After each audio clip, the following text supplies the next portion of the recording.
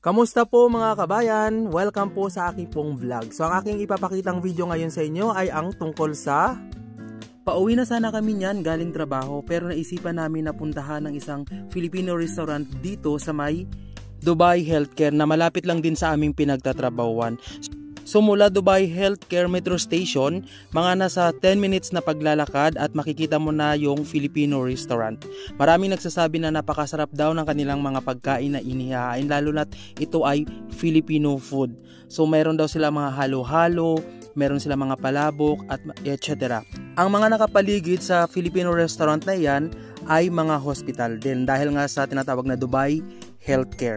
So narating na rin namin at nakita na rin namin ang restaurant na tinatawag na Salvis. Pagpasok mo sa loob, sang katutak na mga waiter na mga Filipino ang mag-serve sa inyo at marami ding mga customer na pumupunta dyan. So yung building na yan, nasa ground floor lamang sila, ang Salvis. Halos busy ang kanilang mga waiter at mga waitress sa pag-aasikaso dahil nga sa dinadagsa talaga ng mga maraming Filipino. So kami na may pagdating namin dahil nga mainit sa labas, syempre yung isa kong kasamahan nag-picture din or nagla-live din sa kanyang TikTok.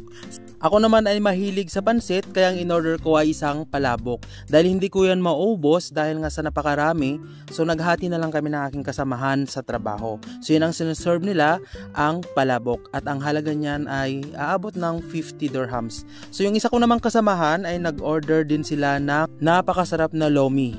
So aabot din niya ng 50 dirhams ang halaga niyan. So hindi lang pwede sa isahan kundi pwede na rin dalawa dahil marami nga ang kanilang lomi na tinitinda. So nagsimula na kaming kumain dahil nagugutom na kami. Joke lang dahil kakatapos na namin mag-break. Gusto lang namin tikman ng Filipino food. Samantala yung kasamaan ko namang isa, hindi ko alam kung saan siya nakafocus, sa kinakain niya ba or sa cellphone. Hindi, joke lang din. And syempre yung kasama ko din si Detch, kumain din dahil gutom, at yung manager namin na si Saro, kumain din. So lahat kami halos gusto namin tikman ang lahat na mga pagkain. So, syempre bilang isang vlogger, kailangan nating tikman kung totoo nga bang masarap ang pagkain. Masarap ang lomi. I mean, ang palabok. Hindi, joke lang. Palabok po muna yung in-order ko. So, tikman ko. Well, napakasarap naman ang lasa ng palabok na meron siyang toppings na isda. Which is okay sa akin yon para maiba naman. Dinadayo talaga siya ng mga karamihang mga Filipino na nagtatrabaho sa Dubai ang restaurant na Salvis. Huli yung isda, tapos tignan mo. Kinaghan. Sabi niya parang Lourdes, awat na, tama na, baka gutom pa yan. So ang sunod namang sinerve nila sa amin mga kabayan ay ang kanilang napakasarap na halo-halo na nagkakahalaga ng mahigit 20 dirhams. I think 20 dirhams. So kayo na bala mag-times sa 15.65. Hindi, joke lang. So ako na may tinikman ko ang kanilang napakasarap na halo-halo. So pagtikim ko ng halo-halo na lasap na lasap mo, feel na feel mo ang lasa. Tandaan hari dyan, mataas yung sugar, kailangan ingat-ingat lang, pero bihira lang din naman mga kabayan. Hindi, joke lang. hindi mo naman tinikman, utana mo na sa akin.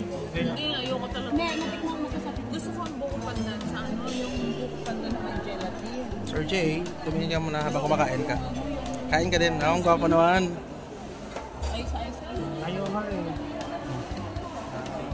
Ayoko sa ice cream. Okay na. Gusto ko yung sa ice cream. Nagla-live na siya guys. Ay, nasa Dubai din si Sedis. So yan na nga po, tapos na po kami ng pagkain, na busog po kami. Mahigit mga 100 something po ang aming nagastos, pero okay lang yun. Paminsan-minsan ititreat mo din yung sarili mo. So mag-aalas 7 na kami ng gabi, nakauwi ng aking mga kasamahan sa trabaho. So sa lahat po ng aking mga followers, pwede po makiusap sa inyo, pwede po kayong mag-comment dyan sa may baba ng aking video. Sabihin nyo po kung saan po kayong lugar o saan po nakakaabot ang aking video. Salamat po!